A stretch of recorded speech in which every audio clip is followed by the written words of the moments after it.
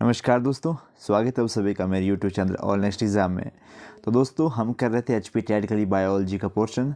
तो कल हमने की थी बैक्टीरिया से होने वाली बीमारियां। तो आज हम करेंगे एक तो फंगस से होने वाली बीमारियां और एक आएगा आपका वायरस से होने वाली बीमारियां। कवक और आपका जीवाणु तो बोलते हैं आपको बैक्टीरिया को, वायरस को क्या क्या कहते हैं हिंदी में, विषाणु से होने वाली बीमारियों के बारे में। तो चलिए स्टार्ट करते हैं। तो आज हमारा रहेगा फंगल डिजीज़, कवक से होने वाले रोग। ओके, तो हम देखेंगे फंगस। फंगस को हिंदी में कहते हैं कवक। तो फंगस क्या थी? कवक। और इसका एक अलग से किंगडम है, किंगडम फंजाई। तो किंगडम फंजाई में आती है हमारी कवक। और ये होती है आपकी यूकैरियोटिक सेल तो होता ही है इसका, मल्टी सेलुलर भी होती है। और ये जनरली हेटेरोट्रॉपिक होती हैं। और इनकी सेल वॉल भी होती है जो कि चिटिन से बनी होती है, CHITIN, चिटिन या फिर काइटिन इनको कहते हैं। ओके, तो चलिए स्टार्ट करते हैं। Fungus is a member of group eukaryotic organism include the micro organism such as yeast और मशरूम वगैरह। मशरूम तो अपने सभी ने खाए ही होंगे ना। तो मशरूम भी एक कवक होती है। और साथ में ये आपका यीस्ट, देखो घर में बनाते हैं बबरू बबरू, है ना। तो बबरू बनाने में डलती है, बोलते जी ईस्ट डालो इसमें, भटूरे डलते हैं बोलते ईस्ट डालो इसमें। ओके, ताकि वो जल्दी से ईस्ट जैसा बने। या फिर आपका ब्रेड वगैरह जो बनते हैं बेकरी के प्रोडक्ट्स, उनमें मैक्सिमम में ईस्ट जो डलता है वो तो क्या है, वो होती है कवक, यानी कि फंगस होती है। ओके, तो इनमें से बहुत सारी हमारी जो कवक होती है वो बहुत सारी फेटल होती है, यानी कि बीमारी करने वाली होती है और जहरीली होती हैं। तो हम करेंगे कौन कौन सी बीमारी होती हैं, तो हम उसके बारे में करेंगे। तो penicillium notatum are the notatum और cephalosporin are the two species of fungus सोन ऑफ पेंसिलिन। मैंने कल भी पढ़ाया था आपको कि पेंसिलिन हमारी फर्स्ट एंटीबायोटिक्स थी। तो वो किससे बनी हुई थी? हमारी पेंसिलिन से बनी हुई थी। और उसकी खोज किसने की थी? अलेक्जेंडर फ्लेमिंग ने की थी। ओके, तो सबसे पहले देखेंगे हम माइकोलॉजी। तो स्टडी ऑफ फंगस को क्या कहते हैं? माइकोलॉजी। ये भाई क्वेश्चन इंपॉर्टेंट है, ये इसको भी ध्यान से रखें। माइकोलॉजी कहते हैं स्टडी ऑफ फंगस को। Mycology is the branch of biology concern with the study of fungus including their genetic and biochemical properties. Okay, और जो मशरूम है produce large amount of vitamin D when expose to UV rays. ये भी आपको याद रखनी है बातें। तो चलिए सबसे पहली बीमारी आ गई हमारी टीनिया पेडिस। अब टीनिया पेडिस, इसको एथलीट्स फुट भी कहते हैं हम, एथलीट्स फुट। अब इसमें होगा क्या कि, और किससे होती है? ट्राइकोफाइटोन से होती है। और जब इन्फेक्टेड पर्सन के जब आप कॉन्टैक्ट में होते हो तो ये बीमारी हो जाती हैं। अब इसमें होता क्या है? Athlete's foot is a fungal infection that usually begin between the toe. देखो आपके पाँव इस तरह से हो जाते हैं, सड़ना स्टार्ट हो जाते हैं पाँव आपके। A fungus that cause the athlete foots is called trichophyton. और इसमें होगा क्या? It commonly occur in people whose feets have become very sweaty while confined with tight fitting shoes. जब आप बहुत ही तंगे वाले आप जूते डालते हो ना, तो उसकी वजह से और आपके पाँव में पड़ता है पसीना भयानक वाला। तो भयानक वाला पसीना पड़ता है, तो इन वाले जो फंगस है उसको मिल जाती है सूटेबल एनवायरनमेंट, तो वहाँ पे ग्रो हो जाती है। नेक्स्ट हमारा अस्थमा। अस्थमा आपको पता है कि बीमारी होती है, अस्थमा वो हो गया भाई, इसको सांस लेने में दिक्कत आती है। तो ये किससे होता है? एस्परजिलस फ्यूमिगेटस से, एस्परजिलस फ्यूमिगेटस से ये होता है। आपको याद रखना है ये कि किससे होता है। और इसमें होगा क्या? इन्फेक्शियस एलर्जिक एलर्जन से हो सकती है, या फिर पोलन और एयर पॉल्यूशन से ये हो सकता है। In asthma airways narrow and swell and produce extra mucus which make the. अब होगा क्या कि जो आपके लंग्स में जो सेल्स होते हैं ना, उनमें म्यूकस जैसा भरना स्टार्ट हो जाता है, जिसकी वजह से आपको मतलब एयर के लिए प्रॉपर स्पेस नहीं बचता और आपका सांस चढ़ता है। और उसकी वजह से आप बड़ी घुटन जैसी होती है जब सांस लेते हैं। नेक्स्ट है आपका बाल्डनेस, गंजापन। तो गंजापन की कभी एक बहुत तगड़ा आपका जो बीमारी है, तो ये होते हैं गंजापन। इसको और क्या कहते हैं? टीनिया कैपिटिस इसको कहते हैं। किससे होता है ये? स्पोरम से होता है। और ये भी इन्फेक्टेड पर्सन के कांटेक्ट में आने से ही हो जाता है। देखो इस तरह से कहाँ कहीं से बाल उड़ जाते हैं आपके। Okay, tinea capitis is a cutaneous fungal infection, यानी कि क्यूटेनियस जो आपकी सेल की लेयर, आपकी स्किन की लेयर होती है ना, उसमें होती है फंगस की लेयर, तो उसकी में फंगस अटैक कर जाती है। और ये इन्फेक्टेड पर्सन के संपर्क में आने से होती है। जैसे आप किसी की कंघी यूज़ कर रहे हो, पिलो यूज़ कर रहे हो, किसी का हैट यूज़ कर रहे हो, तो उसकी वजह से ये बीमारी हो जाती है।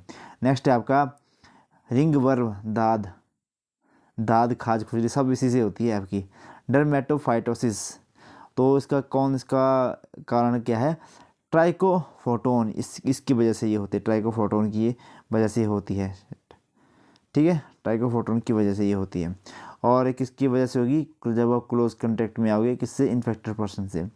अब ringworm also known as the dermatophytosis, और इन्फेक्टेड, ये भी इन्फेक्टेड दाद खाज खुजली किस तरह से फैलता है। अभी यहाँ है, अब नहाते टाइम अपना टॉवल यूज़ किया तो उसके जो कुछ फंगस से टॉवल पे आएगी, जब किसी और ने वो यूज़ किया तो उसके अंदर जो है ये वाली बीमारी चली जाती है। Okay, remember fungus not a worm cause the infection, it में बी रेड और इची, मतलब उसमें बहुत सारी खुजली वगैरह होगी आपको। Ringworm is spread to skin contact by the touching the infected animal और ऑब्जेक्ट, ठीक है, इसकी वजह से ये होता है। नेक्स्ट देखेंगे हम वायरस वाले।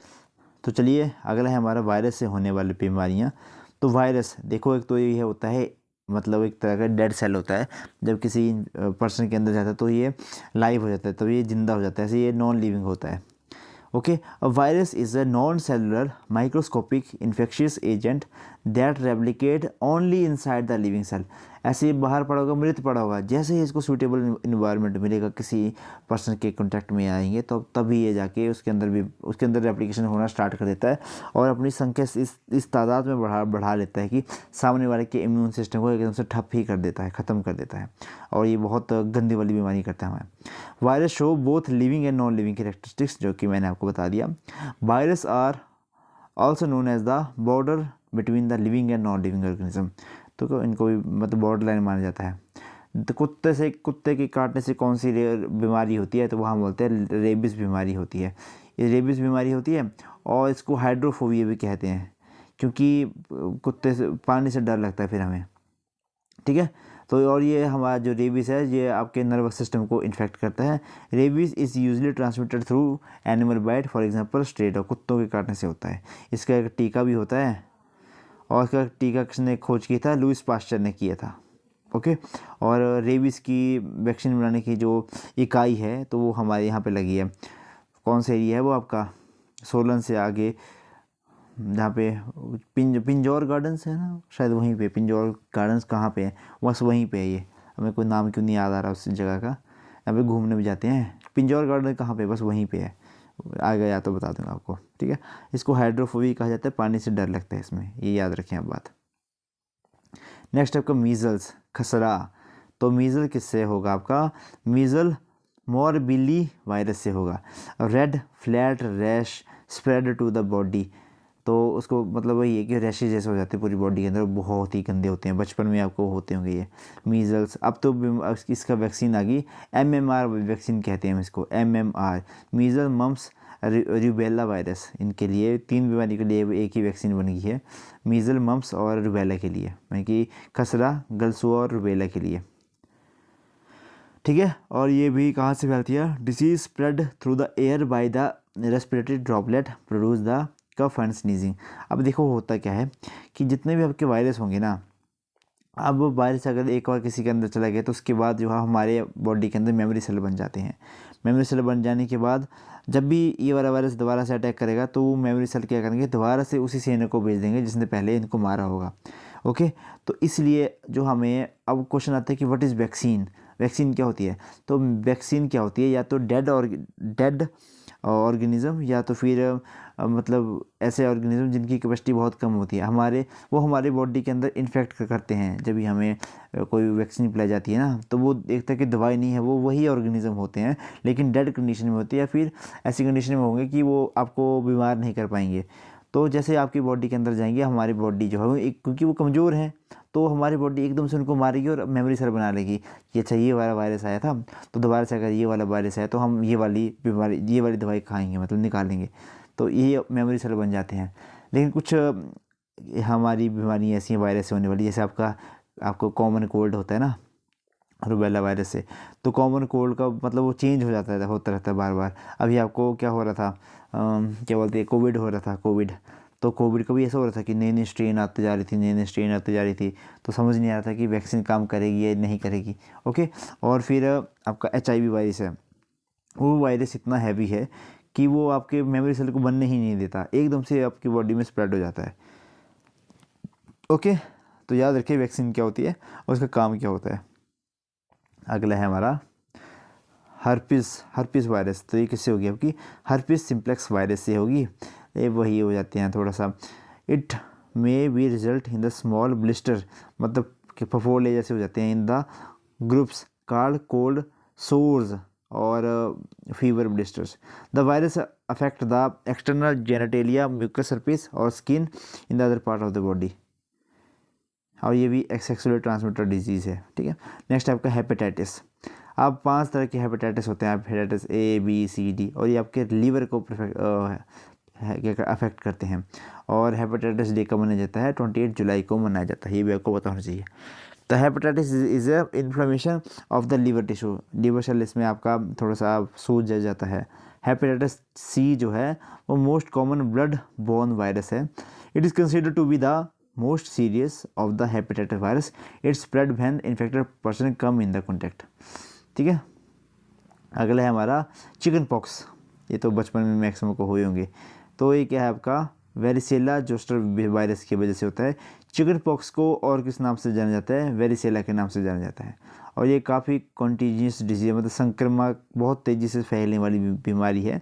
और इसको प्रोटेक्ट सिर्फ किसके द्वारा किया जा सकता है, वैक्सीन के द्वारा किया जा सकता है।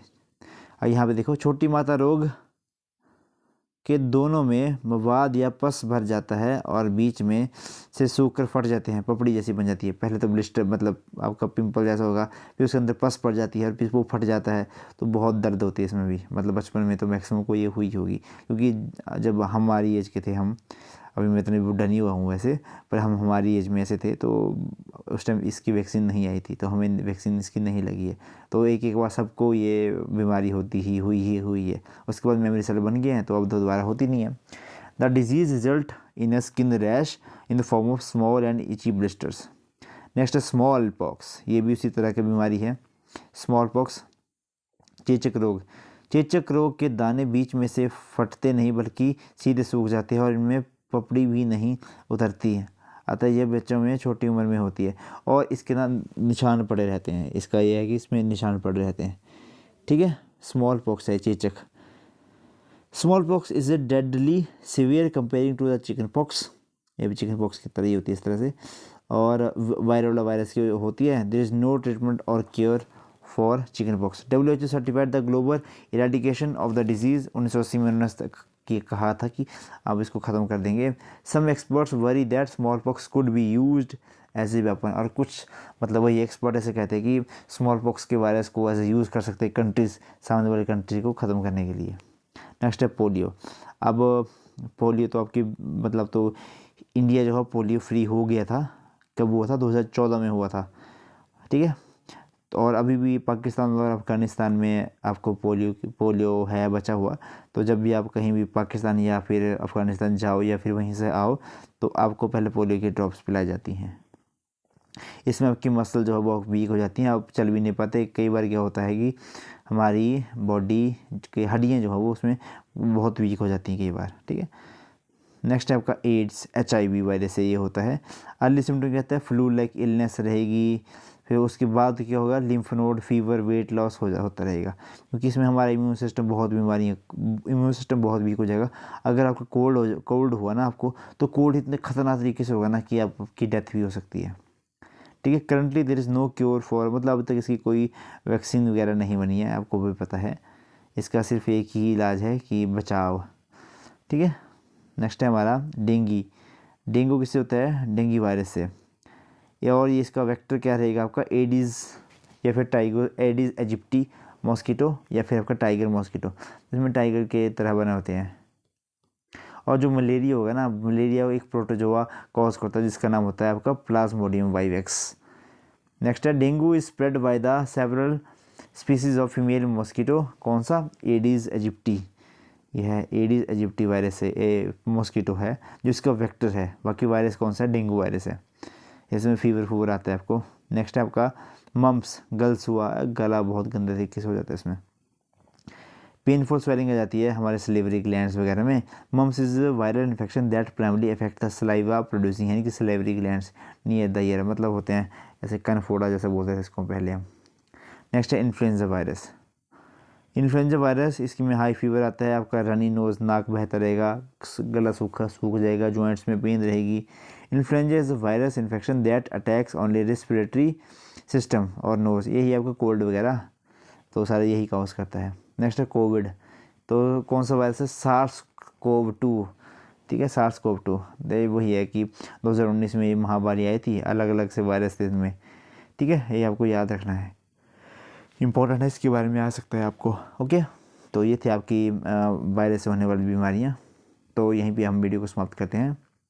वीडियो को लाइक करें, शेयर करें, चैनल को करें सब्सक्राइब, ठीक है। आपका दिन शुभ हो, कल फिर मिलते हैं, तो तब तक के लिए बाय बाय।